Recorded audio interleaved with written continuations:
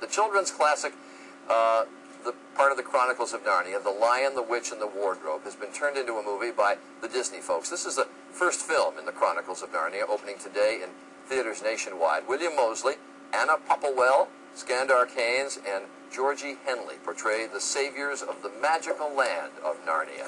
And they are joining us now. It's nice to have all of you with us. Hi. How are you? You're the big brother? I'm indeed the big brother. I don't know whether they would agree on that. Did he really act like a big brother when you were making this? Yeah, he sort of punched me around a bit sometimes. And the little sister always gets picked on. Did you get picked on during all that? No, they let you. I stuck up for She her. abused us. I took care of her. But I stuck up for you. No, I know. Now, it occurred to me, since the Chronicles of Narnia actually are 7 different books, one for each day of the week. There's actually a very Christian theme in all of this, and a very religious theme to all of this.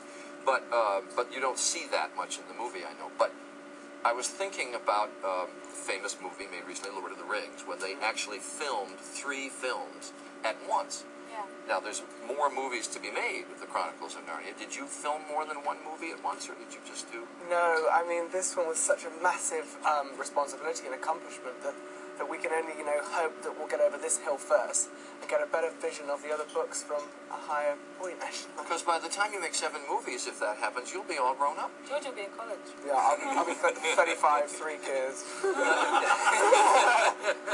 So you'll be a grandfather by the time it's all over. Just to give people, if you haven't read the great C.S. Lewis series of books, you're out of London because of the Blitz and to avoid the bombs, and you're in a mansion, and there is this wonderful wardrobe which you go through into a sort of magical land. Here's a clip. Take a look. It's a beaver. Yeah, boy. Yeah, boy. I ain't gonna smell it if that's what you want. It's a talking beaver. Lucy Pevensey.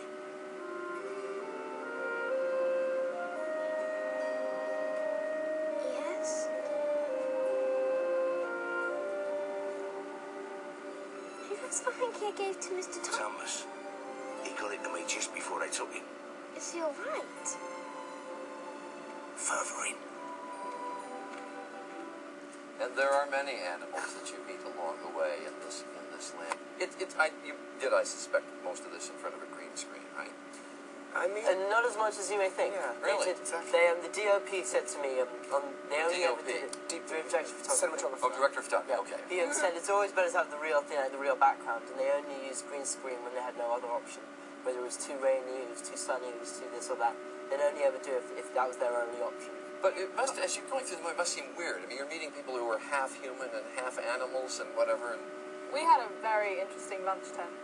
You could be sitting next to a centaur on one side and a goblin on the other. that's what, that would be in the cafeteria when you're having lunch, that there'd be all these people. And they'd have their heads sort of on their backs. It would be really weird because, a minotaur in one of the White Witch's creatures would take off his head, his minotaur head, and steam would rise up off his head because they'd be really hot. Yeah. But they really wanted to make it work for us because it's hard for children to act for nothing at times. Right. And so they really tried to make it practical effects as well. But when we did do scenes with Mr. Beaver, for instance, or the werewolf or Aslan, it was all down to our imagination. It just became a basic expectation that we were going to have to imagine that these creatures were here. I mean, I actually found it a bonus, if anything, just because I could have my individual perception of each of these characters in the scene with me. And it was only bizarre when we finished it, when they turned into a tennis ball again, or be that bit of fluorescent tape. And seeing Andrew's vision of these characters is amazing, and I think he's done a really amazing job with it.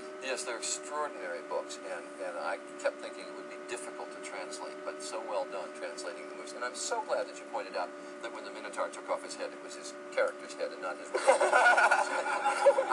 I would have been very worried if he'd taken off his real head. That really would have upset lunch terribly, I think. But I wish all 4 of you very well, and I hope there is more to come in this series. I'm sure there will be, as this I'm sure will be successful. And you can bring the 3 kids to the set. All the Thank you very much. Thank you. The Chronicles of Narnia, The Lion, the Witch, and the Wardrobe opens in theaters today. The film, as we mentioned, a production of Walt Disney, and as you probably know, they own us, lock, stock, and barrel.